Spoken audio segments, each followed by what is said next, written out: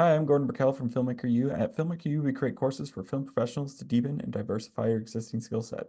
You can learn more at filmmakeru.com or, of course, follow us on Instagram at filmmaker_u. Every week, we interview a film professional to discuss their work, and this week I'm joined by screenwriter Allison Norlian and producer Kody Liebowitz for the short film 13. Welcome to the show, guys.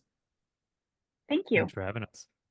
I guess my first question for you is, can you tell me a bit about your production company, BirdMine? Like, how did that get founded, and what are your goals with it? To get to when we decided to start BirdMine, we kind of have to start Kody and I where we met. So Kody and I met as interns in college. We were both journalism majors, and we met at Comcast Sportsnet in Philadelphia, where we were both interning. And both of us were aspiring reporters and journalists, and we both became journalists and stayed friends.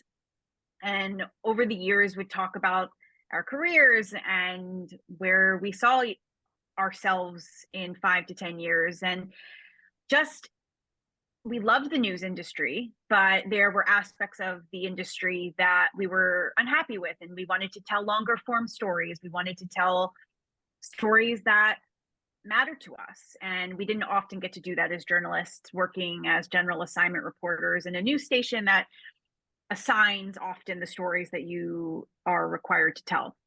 And so fast forward, we talked about starting a production company one day to tell documentaries.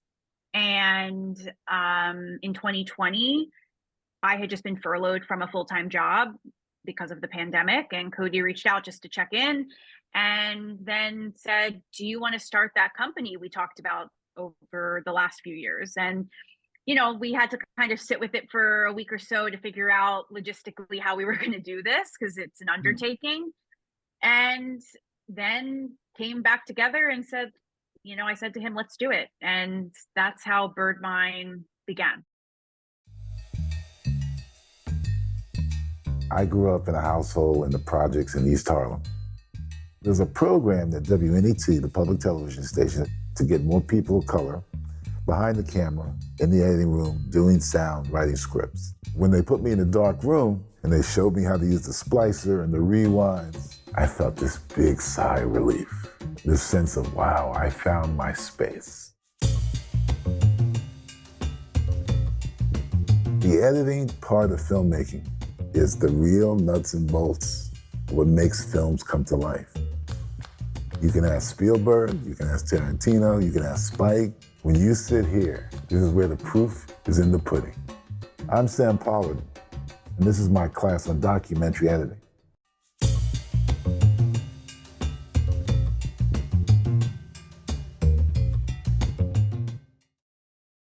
Because you're coming out of journalism, and one of the hardest things is sort of getting your foot in the door, getting your start. So, like, for things like 13 or Meandering Scars, like, how did you guys go about approach raising funds and sort of getting the projects off the ground? Sure. Yeah. So for Meandering, we did a lot of just internal funding, right? So a lot of it was just, Allison and I utilizing our own funds that we have. Because it's tough. It's tough to apply for grants. It's tough when you don't know people initially. And so we looked at it from a documentary standpoint. Okay, this is a story that we want to do. This is the work that we want to do. We're fortunate enough to have some savings. And so we'll invest it and put it into a documentary and to be able to tell these type of stories, and then hopefully be able to sell the project on the back end to be able to continue to do this work and reinvest it back into the company and reinvest it back into the type of film that we want to see and tell. And then with 13, it was crowdsourcing. And so the entire project was fundraising through different networks of people that we have, and a lot of that work was through Allison, through our other director Gene, our producer Heather, and other people as part of the film and part of the project to be able to tell Allison's wonderful script. Yeah, and just to add on to what Kody said, we used Seed and Spark to crowdfund for 13, and we raised $20,000, which is what paid for the film. And we also crowdsourced for Meandering Scars as well and raised a little over 20,000, which went into helping us pay for that documentary. For something like Meandering Scars, like you have a wheelchair athlete who's going to be climbing Mount Kilimanjaro. Are you guys going to be going with him to document this, or like how are you going to tackle that? Just because I think about a lot of the producers I meet don't climb mountains, so I'm wondering if you guys have that skill already, or how's that going to happen? So it's her, the Oh, sorry. woman who, it's okay. Her name's Erica Bogan, and we actually already climbed. Okay. So yeah, so we're in post-production right now for Meandering Scars. We're waiting for our third cut. And to answer your question, Kody and I trained, not only were we filming with our main subject and her friends and family for several years before the climb, but we also were training ourselves to climb the mountain. Mhm. So it was, it's like you're having, two full-time jobs creating this documentary. Yeah. Well, Yeah, our thoughts. Sorry to interrupt you, Gordon. Our thought going into this film was we're embedding ourselves for a certain period of time, whether it's going to be 6 months, a year, or 2 years with this particular subject to see what their life is like, right? So it's to be that fly on the wall. And in order to tell a story like that, it's if we're going to tell it, we better go and we better get ourselves into a type of physical and mental shape to be able to tell that story, knowing that it revolves around athletics and it revolves around mental health.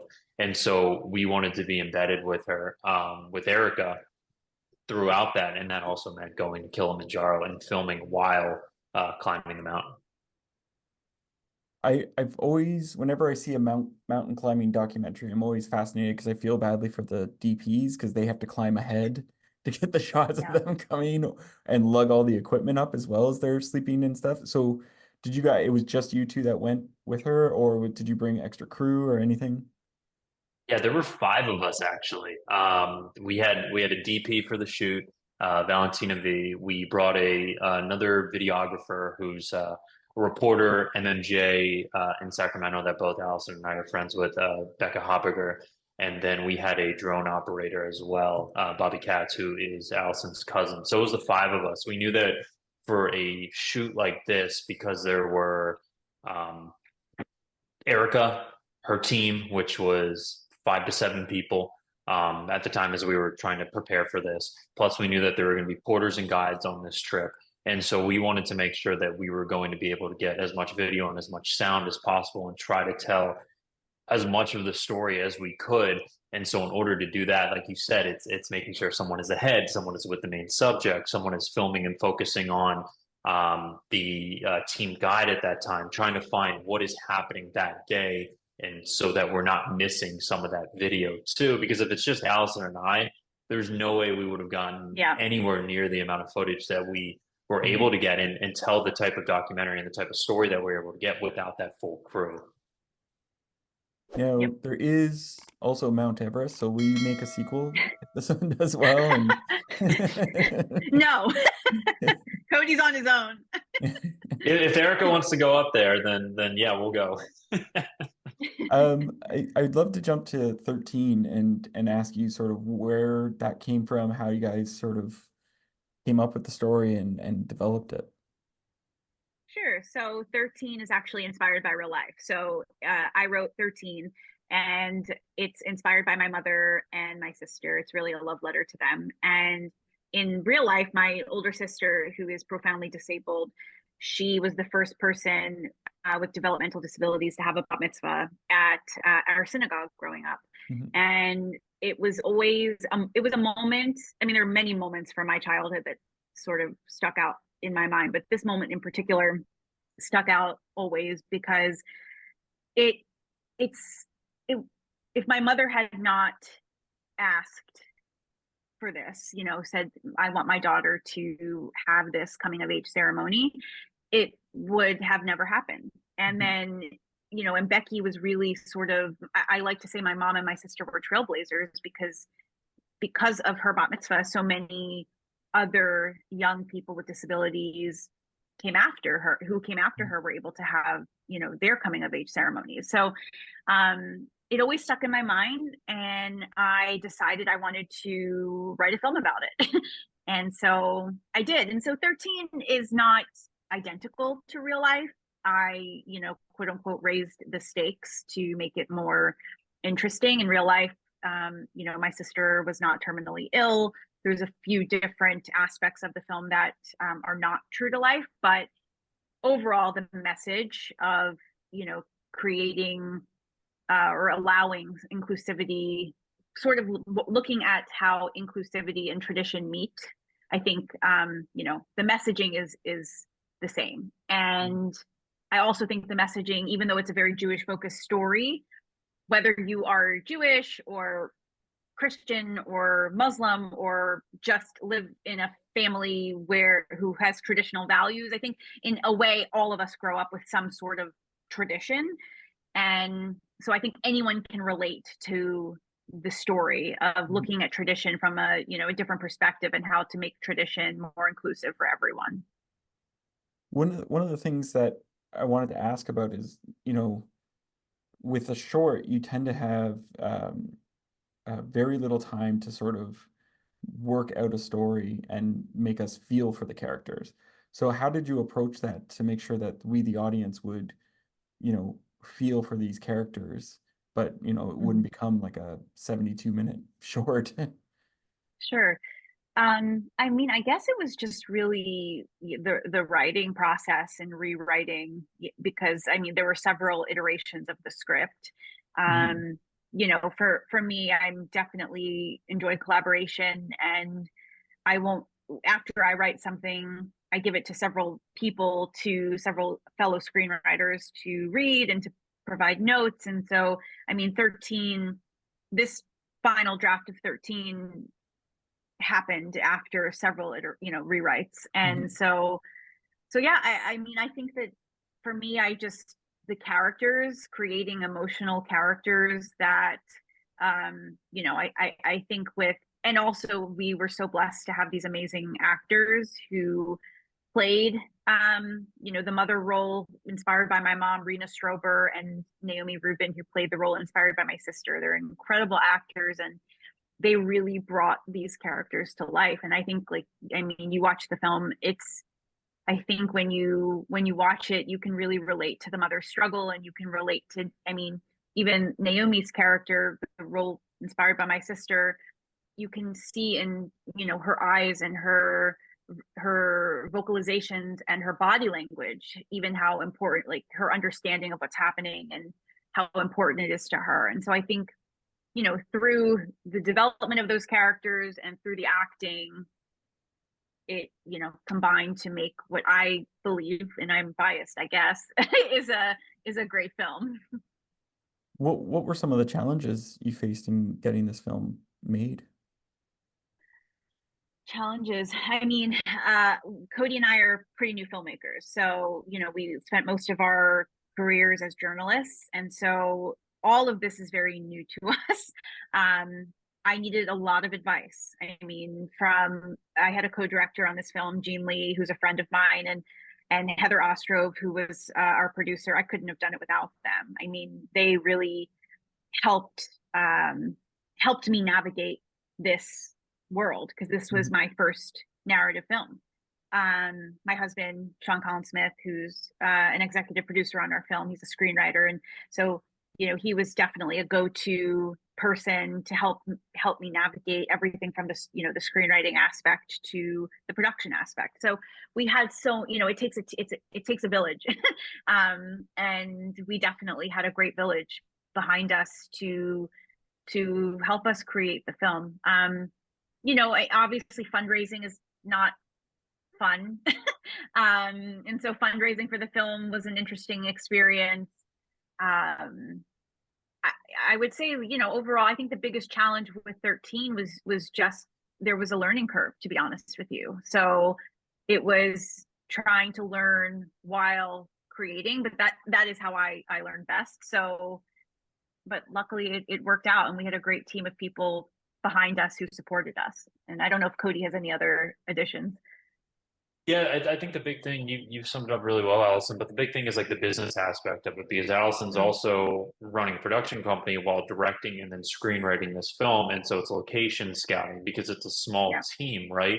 That's working on this. It's a short, there's limited funds. We can't bring on everyone, but we have, you know, some really talented people who are within the film industry working multiple roles, which I think your audience can relate to, right? Or you're doing location scouting, and you're doing crafty, and you're doing day of shoots and setting up scenes, right? And you have these multiple roles. So it's getting people with that knowledge, that background, super talented, creative people to all work in unison while also looking at it from a business perspective and trying to look at business and creative, get those locations down, make sure that you're working with the actors and the right actors to be able to tell this story and put it together, work with extras to come in for particular scenes and particular days and shoots, and still understanding the logistical aspect of, okay, if we film it here, and then we film it at a synagogue, we film it at a home, we film it at a doctor's office. These are all separate expenses that you have to work with Film LA and figure that out too. So it's just it was a big learning curve, because coming from journalism, as Allison said, and coming into the documentary space, it's completely different than learning how to put together a narrative and not just being like, oh, well, there's just two of us filming, so let's go film a film. It's like, no, we need a certain amount of people.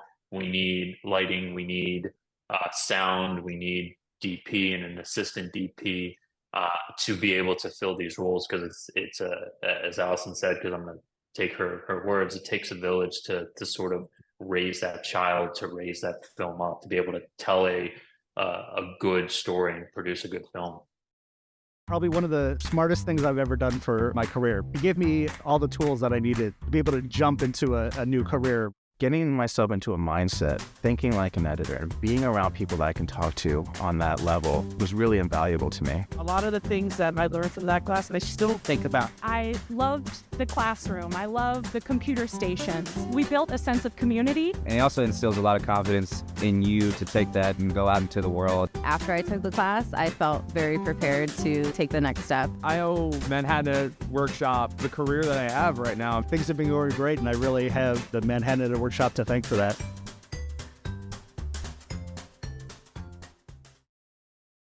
You did it on, as you said, you did a fundraiser. Was that through Kickstarter that you did that? Yeah, Seed and Spark. Okay, and so anyone I've talked to who's done raising money through one of those systems says it's one of the most exhausting. Oh yeah, because it's a full-time job.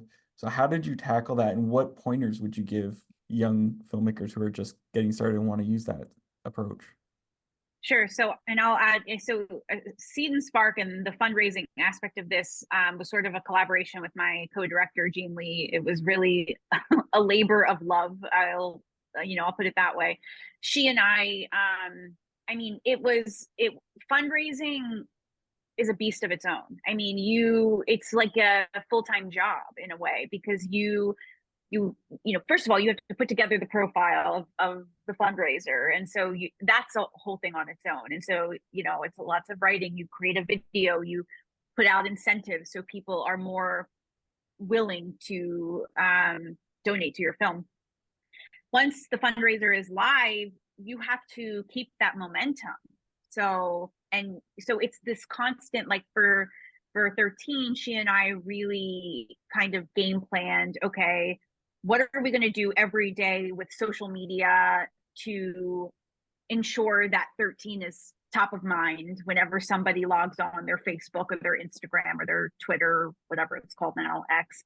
And so it was sort of constantly bombarding social media with information about the film. And also, our film focuses, it's the center, it's at the intersection of disability and Jewish life. And so it was also trying to think outside of the box and do things like we would, if it was a Jewish holiday, we would post about the Jewish holiday, or if it was, every week we were posting about a different disability organization to support that we you know, that we love. And so it was trying to also find different ways to get people outside of our own personal communities to see that we were fundraising for this very sort of niche film, to, you know, with hope that we would get funding from outside of our own communities. And so, but then there was also a lot of outreach. So I was also reaching out to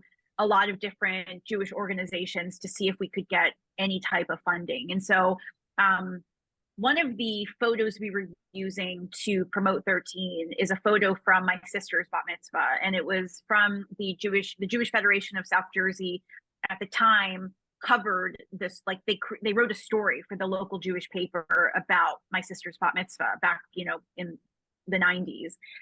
And so I contacted the Jewish Federation of South Jersey because I was like, okay, they wrote this, you know, article about my sister. Now I'm putting together this film that is inspired by my sister and this event. And to make a long story short, I actually ended up hopping on a Zoom with the CEO and the man who heads up their disability and inclusion unit, and they ended up getting us to 80% funded, which greenlit our campaign. So like after meeting with them, I think they donated a little over $3,000 to get us there, and so it was pretty amazing. So it's like an octopus. It's like, you know, you have to put your tentacles in so many different places. You're using social media, you're reaching out to so many different places. I mean, and we did this with Meandering Scars too. Like Kody and I would be reaching out to, again, it's a film focused on disability. And so we reach out to lots of disability organizations and to see if we could get some sort of assistance, whether it, you know, be funding, whether they donate to our campaign or something, you know, separate. But yeah, fundraising is a beast on its own. I have one last question for you guys. What would you say is your favorite guilty pleasure film or TV show to watch? You want to go? New Kody? Girl. Yeah. Oh. Okay. New Girl. I feel like you're gonna learn about each other now. You're like, wait a second. Yeah, I didn't know. I feel like that's not what you told me. You said it was How I Met Your Mother. Yeah. I feel like Kody will know mine because I talk about it all the time. But The Office, The Office is my, like, I rewatch the same episodes over and over. It's my comfort show. And then also there's like it's a reality television show technically, but it's Impractical Jokers. I don't know if you've ever heard of them. Yep. I'm obsessed with them. Yeah, so that's what I thought you were going to say. Yeah, I wanted to start with my favorite narrative, and then I wanted to hop into Impractical Jokers. Well, thank you so much for letting me interview you today, guys. Thank you. Thanks for having us. And that's it for our show this week, everyone. Make sure to check us out at filmmakeru.com or, of course, on Instagram at filmmaker_u. I'm Gordon Burkell. Thanks for watching.